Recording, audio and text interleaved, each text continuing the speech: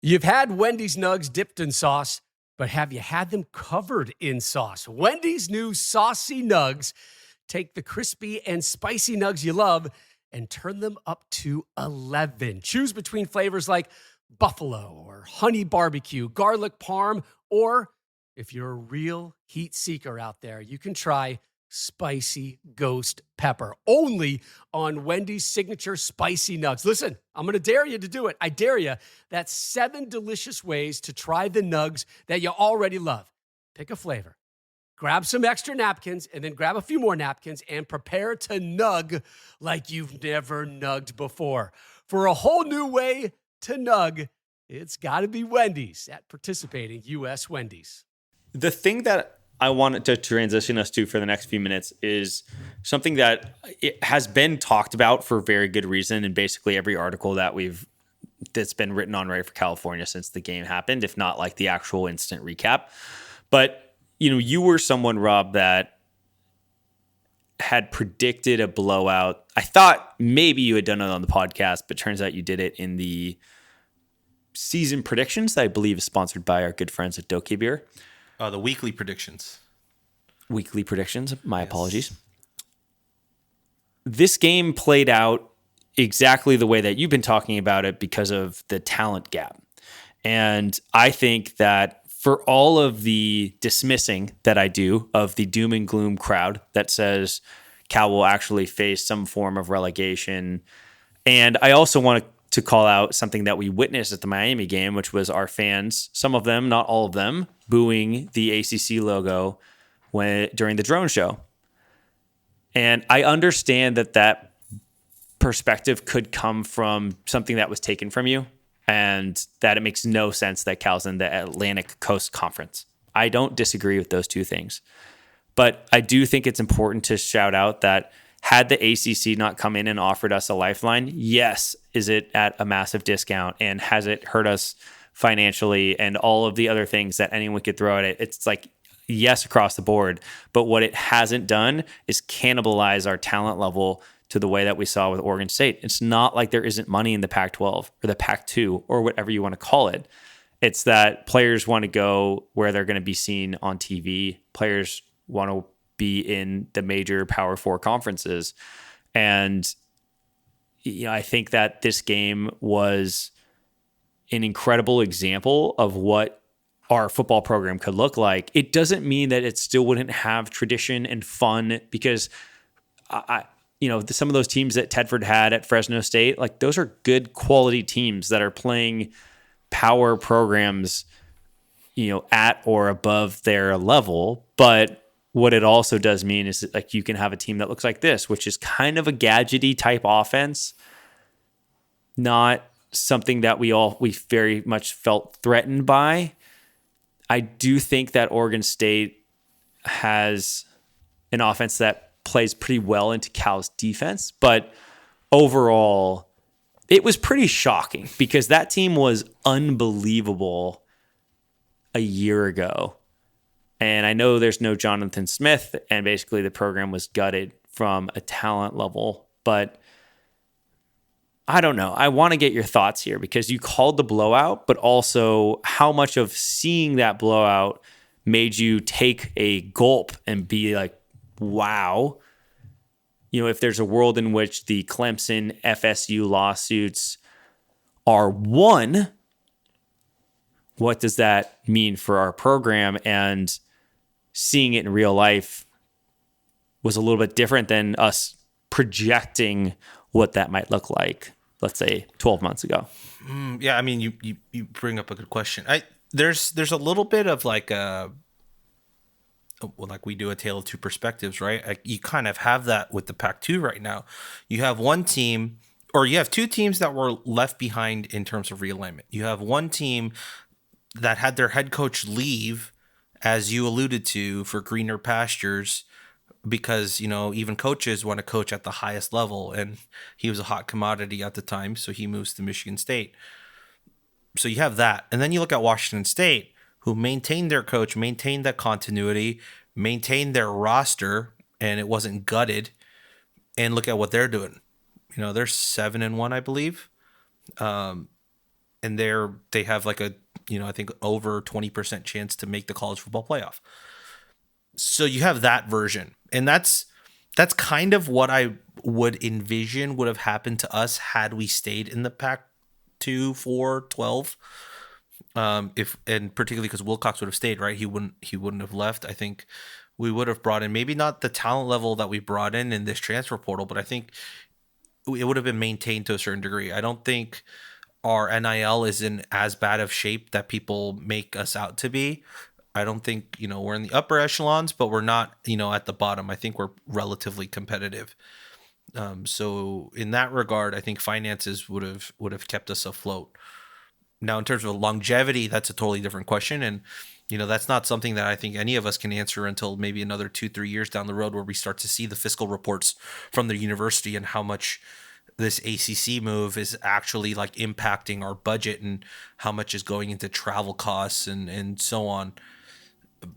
But as of right now, it seems like a great like lifeline that we got, and a lifesaver because of the exposure that we're getting on the TV networks, the type of talent that we were able to bring in, and then just seeing like if your head coach leaves that kept you in that Power 5 level up until last year, and then you're not competitive in that regard, then like what can you possibly do, and what can you say to entice players to come?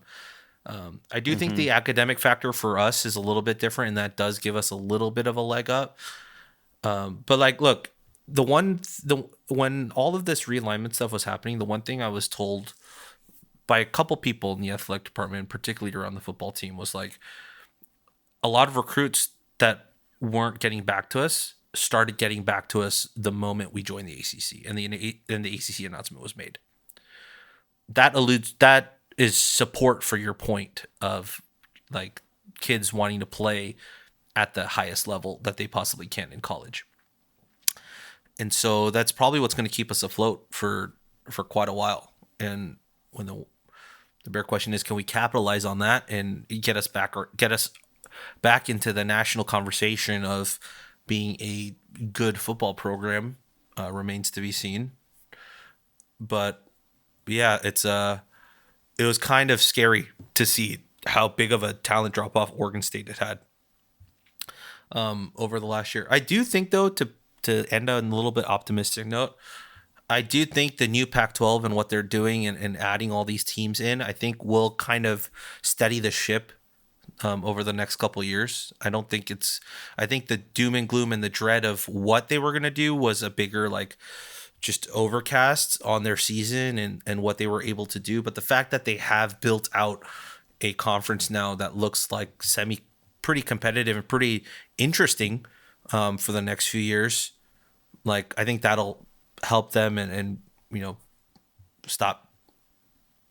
stop them from looking like they're drowning.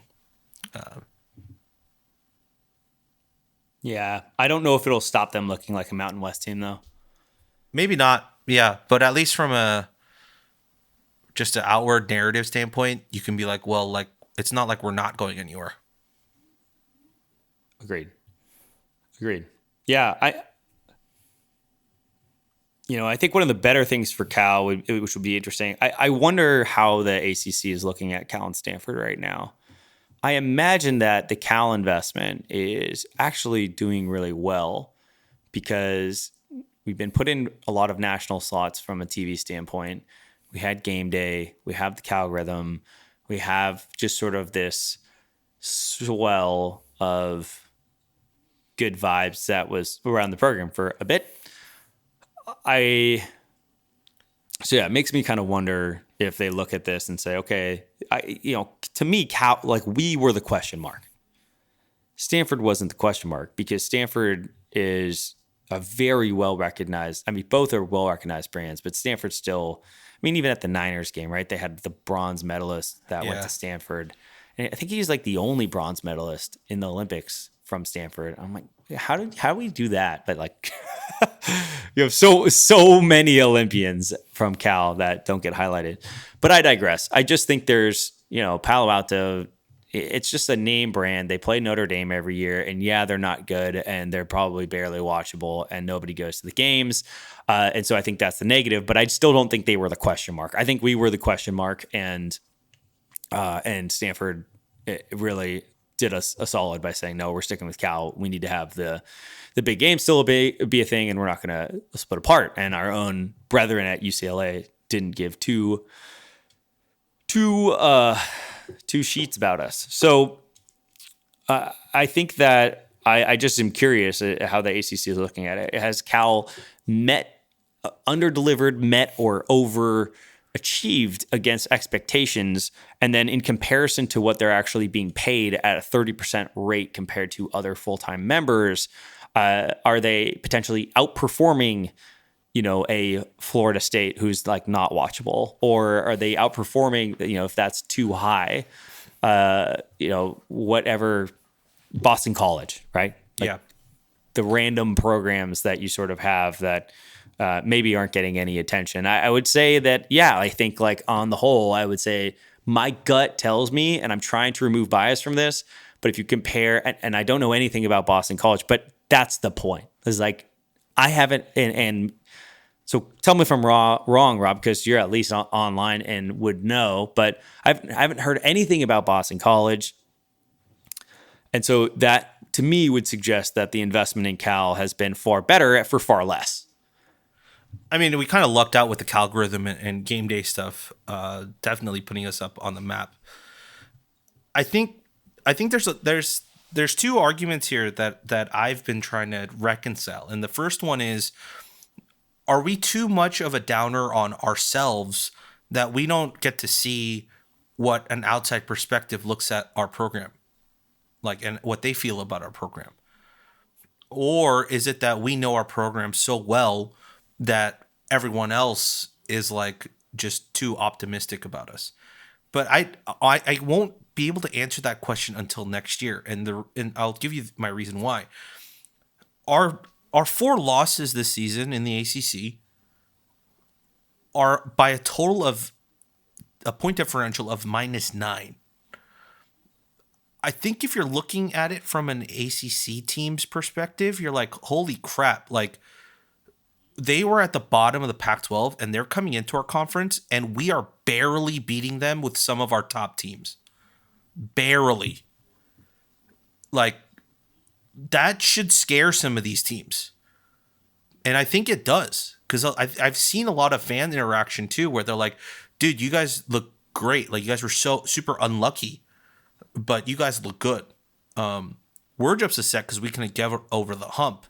But in terms of just like a single season outlook, it's just we've come up just short 4 times in a brand new conference. So to go, like, to finish off my point, I won't be able to answer and reconcile this until next year, because it depends on what we do. If we come out next year and we do end up taking that next step to a certain degree, I think that'll be a bigger tell if this was the right investment from the ACC's perspective to making us. If instead of this we fall the opposite direction and we start getting blown out by all these teams that we play in the ACC next year, then it's like they are who we thought they were. But none of us or Stanford, and also SMU to a certain degree, have made real noise. SMU, I guess, kind of has. SMU definitely has. Yeah. So, like, that's the big thing, is they wanted teams to, like, what was their expectation? Did they want us to come in and make noise and beat their teams that have been a part of their conference for years? Or did they kind of want us to be more cannon fodder for the rest of their teams, but have East Coast time, but have West Coast like time slots? I don't know what their expectation was, but I think as of right now, if their expectation was us to be cannon fodder, we have definitely gone above and beyond that and forced teams to like recognize us as not a team to overlook. Well, 10 points for getting cannon fodder into the pod twice. I don't think you invest or you bring Cal in because of that. Like, you wouldn't want to bring on someone to be the bottom, I think you would say. And then obviously you have the non-revenue sports that carry weight because you can have all these championships, and it was really fun to see the players from all those different. There was like individual swimmers that won the 2024 championship, and water polo that won the 2023 NCAA championship, and then someone from track and field that won the 2024 championship. And I'm sure I'm leaving somebody out. So it's just, there's a lot there that gives ancillary value, if you will, to the conference. I mean, the conference of champions from the Pac-12, as the great late Bill Walton used to say. I think there's something to that just gives merit to everybody else. To the degree that they expected Cal to compete, I'm not sure. And I do think you're right. We're right there. The biggest questions are in front of us is, can we take care of a very beatable Wake Forest team? Can we take care of a beatable Syracuse team? Can we take care of a very beatable Stanford team? And then we'll probably lose against SMU. But yeah, and then getting to a bowl. At the end of the day, that representation also matters. It's good for the conference. Yeah. And even better if you perform well in the bowls. I mean, yeah, I do. Yeah, you're right. You're right. And look, just another talking point that I'll bring up. Like Nam actually tweeted at Bill Connolly, formerly of SB Nation, now with ESPN. He's the S&P Plus guy, and he basically asked Bill. He said, "Bill, if it's not too much trouble, if you have a minute, can you confirm the year-end S&P Pluses for us under Wilcox?" And I'm gonna read this for you, Andy. Okay. 2017, 64th overall, 56th on offense, 70th on defense. 2018, 60th overall, 119th on offense, 18th on defense. 2018. Dude, that team. I know. That team is forever the what if team of all teams. Are you kidding me? 18th defensively. 2019, 57th overall, 96th offense, 25th defense. 2020, I'm going to skip. 2021, 63rd. 98th offense, 28th defense. 2022, 77th, 75th offense, 79th defense. 2023, 67th overall, 43rd offense, and 84th defense. This current iteration sits at the second best offense and fifth best defense under Justin Wilcox's tenure. We're currently sitting at 34th in the S&P Plus, which is the highest it's ever been under Wilcox. So my question to you, since we're on this topic, is wait, give me the offense defense though. You want the S&P Plus of offense and defense Of this year. of the ranking? I don't have that on hand. Unacceptable. Yeah, but overall we're 34th. That's amazing. I mean, it makes sense. It's like why we've been favored. I think we're all like, why is Vegas giving us plus 10 against, or minus 10 against NC State, and but it makes sense. Yeah. So my question to you, based off of this, is this one of two things, or is it a combination of both? Is it one, Wilcox actually is turning the corner in terms of his overall narrative? Two, are we facing easier opponents in a new conference? Or and a third point, is this just a blip because we're facing teams for the first time? Because in essentially what the season has become is, outside of Oregon State, it's become all out of conference games for Wilcox because they're all new teams that we're playing for the first time. Yeah. Look, okay, so first question, has Wilcox turned the corner? Dude, if we say yes to that, there's going to be people with pitchforks to the podcast. I mean, I think that there's an alternate reality. There's a different timeline that Loki has created for us, or whatever, or however that you want to say that, where the targeting penalty that was clearly a penalty gets called and we beat Miami despite the fact that we deserved to lose that game. We hit the field goal against Pitt and we win that game. And then we make a 28-yard field goal against NC State and we win that game. And I'm not even going to talk about Florida State. We'll just keep it as an L. But yeah, I think that there is an alternate world in which that happens. And a lot of people are saying, yeah, the program's turned a corner, even though it's still the same like margin relatively. We just flipped it in our favor versus not in our favor. There's also an alternate timeline where it's like Derek Morris comes in the Florida State game and then is more prepared for what happens against, gets the opportunity at Pitt and then is more prepared for what goes against NC State. Like, I just think you can create these different scenarios that exist. But the problem is, and the reason why I don't think we've turned the corner is because it's all the same movie. And we've kind of been through that. It'd be one thing if we were finding new and different ways to lose, because then you'd be like, yeah, it looks like we've turned the corner, but we're just maybe struggling in areas that we've never experienced before. But we're struggling in all the same areas that we're accustomed to seeing. And therefore, I don't think it's as much of a turn of the corner as it is like I still think there's room for Justin to figure out how to get this to the next level. I just don't think we're there yet. It's just too much of the same, and until I'm proven otherwise, and it won't be proven to me this season. Even if we went out, like, that would be fantastic, and hats off to the team. But it's still the same thing. We need to be able to go in, and we're 0-4 in the conference. I think that's the one thing from the ACC argument is like they don't want to see us dead last with 0 wins. And if you told me that at the beginning of the season, the preview pod, that we'd have college game day and be 0-4 in conference, be like, what the hell actually happened this season?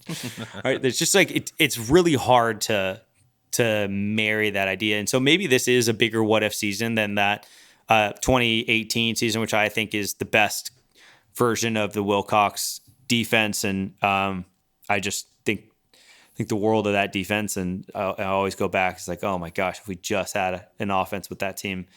But if to go to your second question, the second question is more about opponent, and I think the thing about S&P Plus is it's opponent independent. Therefore, I don't think that this is a matter of quality of opponent that we have played. I have said that it certainly seems like Auburn is bad. San Diego State is terrible. Davis is Davis. Florida State's terrible. Miami is really good. Pitt is really good. NC State is mediocre. But Oregon State certainly doesn't look great. I think that, but at the end of the day, it doesn't really matter. Like, it's kind of like, would you fault a baseball player that had, like, I don't know, like, you could like have a pitcher that would have like fielding independent, like a FIP that was a 5 but had like a 3 ERA. So like, yeah, you got like a little lucky or something, but at the end of the day, like, you still have a 3 ERA. I sort of look at it and just sort of say, like, or I guess, like, if you looked, you could do the opposite. You have a pitcher that is like has a 4 ERA, but their FIP is like 215, and so you're ultimately just saying, like, their production, regardless of opponent, has been really good. They've just ultimately just gotten a little bit unlucky. That sort of seems like the narrative that's here. I just think so much of it is self-inflicted versus like what happened to the Bears this weekend. You know what I mean? Like, I guess I don't know, that's kind of a tough example too, with that idiot guy that was like turned to the crowd. But I just sort of look at it and say, like, that's the thing. I want it to be a little bit more unfamiliar, because the unfamiliarity, I think the only thing that was unfamiliar was how much we were up against Miami. That was the one where we're like, there's no way we're going to lose this game. Everybody put their guard down, and then we did sort of the impossible. But every other game has just been just so familiar. Like Florida State, like horrible at red zone execution. Even like against Oregon State, honestly, like, if it wasn't for a miraculous play from Javian Thomas and then Fernando running to the outside, like, clearly that had to be something that was scripted to some degree, because otherwise Nando isn't running right for the pitch. But like, there was a moment there where I was saying, damn, are we really not going to get in the end zone again? And then we sort of had a fluke play in my mind happen, and that got us to the end zone and maybe removed some of those demons. I'm talking way too much, but I guess that all to say is I would hate to see next year be an unfamiliar set of losses, but it would be refreshing because at that point, at least you're solving a little bit of a different. That's like where you could actually start to say, well, if we could just do this better, then I really think we've turned the corner. And I'm not there yet because there isn't that one thing that I can point to and say, well, this is a little bit out of character for where we've been for the last 8 years. And I'm betting over the last 6 games of the season, in that scenario that we'll get that turned and we're going to end on a win streak and we're going to experience something we haven't experienced. That's just like, we're just not there yet. Well, 4 more games left after a week of rest. So we'll see where we go. There's a chance here. Please let us get a win. Dude, I was thinking about this the other day. We lost the Miami game. So all of this of like Wilcox coming out of the buys, and I go to that game, I'm like, oh, okay, cool. Forget it. He's good out of the buys. And we lost. So I'm still nervous against Wake Forest, which should be an easy win. 10-point favorite type win. We'll find out Friday night next week. But there's opportunities here, right? Like if you end the season if you can win the next 4 games, you're ending the season on a 5-game win streak. You ended the season last year on a 3-game win streak, and then you're also getting 8-4, which is the highest win total regular season since Tedford. You're also getting to 500 in conference play, which hasn't been done. I think even under Tedford, right? Or like was it the 2003 team was the last one to do it? So yeah. There's opportunity here. We had to have had. We went 9-4. There's no way it was 2003 because you had 2004 was 10-win season. Someone said that to me. Maybe they were just trolling with me. Nah, no. I think it's a Wilcox stat. It's not a. Is it just Tedford stat? Well, it's a Wilcox and Sonny Dyke stat. Yeah, but there's no way because we went 9-4 in when I was with the team in 2009. But right. Weren't we playing? Were we still playing 9-game conference seasons? I'm saying my gut says that it's extraordinarily wrong. All right, hold on. I'm taking a look right now. I got it. All right, I'm gonna go backwards. 4-5 conference last year, 2-7 the year before, 4-5. 1-3, 4-5, 4-5, 2-7, 3-6, 4-5, 3-6, 0-9, 2-7, 4-5, 3-6, 5-4. 2009 was the last time we had an above 500 conference record. Boom, baby, nailed it. That's still such a long time ago. Kind of. Whoever told you 2003? What kind of? And it's also mathematically impossible given how many wins we had in 2004. Yeah, I think they meant the 2004 season. But either way, yeah, because 2005 we went 4-4. 2006 we went were nice 7 in 06 too. I think we were nice in 05. Yep. 2007 8-4 in 05. 10-3. 06 was when we were 10-3. 10-2 was 2004. Yeah. 7-1 in conference that year. 4-4, 7-2, 3-6, 6-3, 5-4, and then we, ever since 2010, just been a little bit downhill. Yeah. We were definitely, maybe the 2030s bring another vibe, but the 2010s and the 2020s haven't been the greatest so far. Can we not wait until 2030 to figure that out? Can we please figure that out by 2025? That would be great. How about just the end of the 2020s? I'm good with that. All right. Anything else we got to talk about? Players of the game. Fast picks. It's got to be Nando for me on offense, right? I don't think there's a different choice there. What about for you? Oh, took my choice. I don't know. I'll just go with Andries. Andries killing it. Andries is killing it. He's playing himself into the NFL. Defensively, you got one? I was going to go with Noel. I think he made a mistake in that game, but he actually, I totally meant to ask you this. Why did we play the starters on defense for so long? That's a very good question. And I think that whoever is, I'm sure someone will ask it at the press conference tomorrow. But yeah, I don't know. I honestly don't know. So weird. Anyways, I thought Noel played great. They just don't throw the ball his way. Yeah, it's no one does amazing. anymore. Yeah, it feels like Revis Island, right? Like, remember those Jets days where you would not throw basically to Darrell Revis' side of the football? So, my pick, I'm gonna go Czech Fall had the one tackle for a loss, which was like huge. I have a really good picture of him getting that tackle for a loss too. I thought he's come on strong over the last couple weeks. So I'm very happy to see some of our outside linebackers actually, taking that next step up, like particularly the younger guys, and it kind of bodes well for next season too. I thought David Reese had a good game too. Yeah, I did.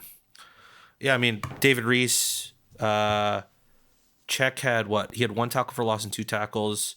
Serene Tunkara had 1 tackle, but he also had half a sack and half a tackle for loss.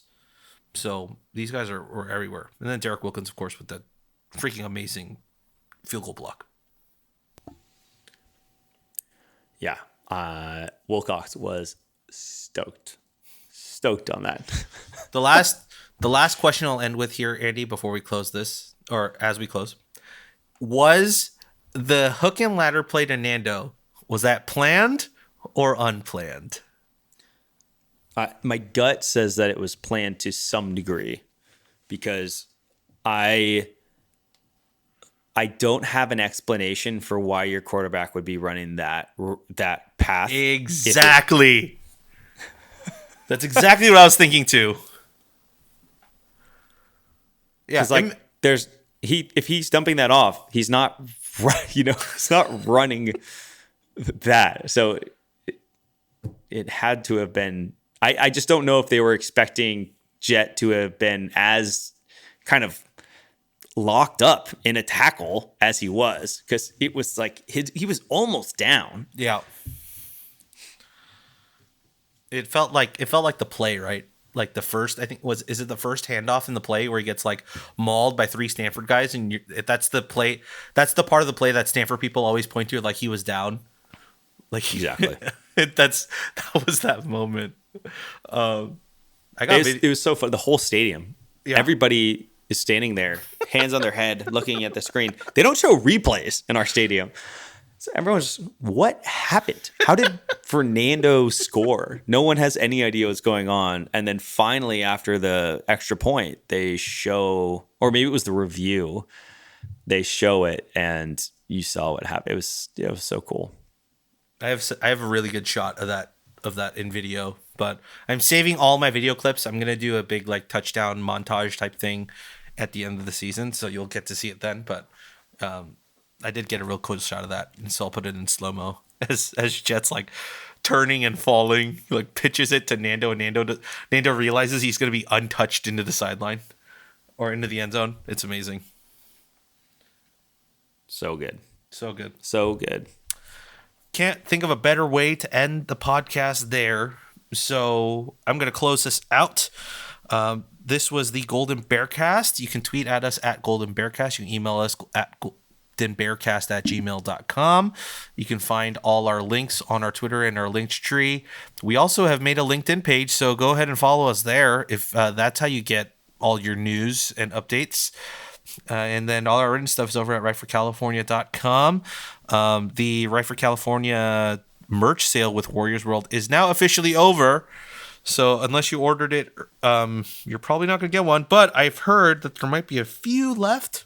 So keep a lookout on Right for California or Warriors World on Twitter, and you'll be able to maybe cop 1 or 2 extra ones that we have in stock. But that's it. When do I get mine, Rob? It's a couple of weeks. I think she just put in the order either tonight or tomorrow morning, and so they're being made. So yeah, you'll get it within 2 weeks, 2-3 weeks. Love it. I can't wait. Yeah. You know what was actually super dope too? What was the Snoopy one. I got it for my mom for her birthday. It's very cool. Yeah, the one with I can't remember what the company was called, but Streaker Sports, I believe. Streaker Sports. You're correct. Yeah. You can go take a look at that too. There's a coupon code Right for California or Right for Cal, and it get you a discount on your first purchase. So Go enjoy that too, folks. And Andy, as always, go Bears. Go Bears.